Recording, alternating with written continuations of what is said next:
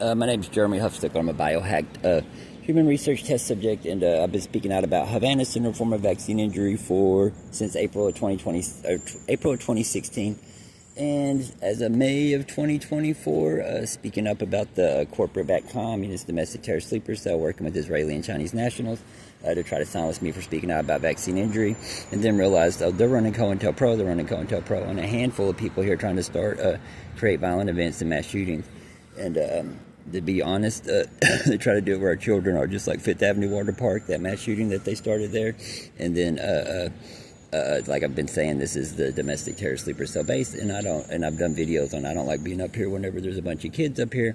But the truth is, while I'm up here, there's at least two other groups of domestic terrorist sleeper cell members in town running COINTELPRO, and at least two separate other people. And a lot of times trying to dog walk them back up here. I can't say a lot of times, but at times trying to dog walk them back up here to the library. But I want to say thank you to all the law enforcement officers, truth tellers, who've been coming in to see firsthand how these corporate-backed communist domestic terrorist sleeper cell groups have been running COINTELPRO and starting mass shootings and violent events in our country to weaken the Constitution and Bill of Rights. I need to say that right.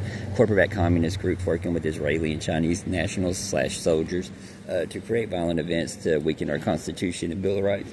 And just thank you to everyone who's come in for that, and to see what it looks like to see the truth about vaccine injury being hyper EMF sensitive, wireless brainwave data mined, what artificial intelligence being streamed onto someone looks like, so you get a good understanding of our children being mislabeled some medical, mental health, or supernatural term.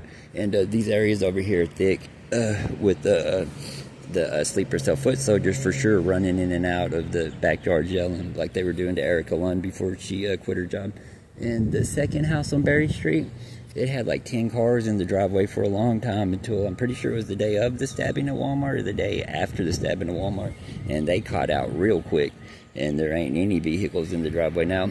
But I've done the videos on talking about the houses being abandoned, and me working in that area for at least 2 summers, winters, 2 years working there, knowing which houses were vacant.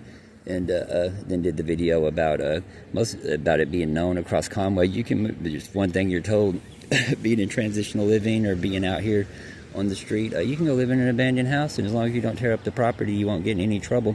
And most people get most people get kicked out of the bando house because they're too lazy to mow the yard. And then the houses over there I thought that were abandoned, the yard got mowed like within a day or two. At least 3 of them.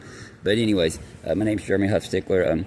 I use social media platform Twitter X, and but my account's suspended at the moment because I was contacting police department, sheriff's department, news crews over the stabbing at Walmart, and letting them know Mr. Ross was up here and looking around whenever his headphone went playing loud, and for them to check the Walmart security to see if any of the sleeper cell members followed him into the store or beat him to the store because he was on foot, and because they were following me into the store, all that stuff, into that Walmart. And I'd done videos, handed out flyers in there, but got I guess red flagged by the sleeper cell members, but got to contact a bunch of sheriff's department, police department, news stations here in our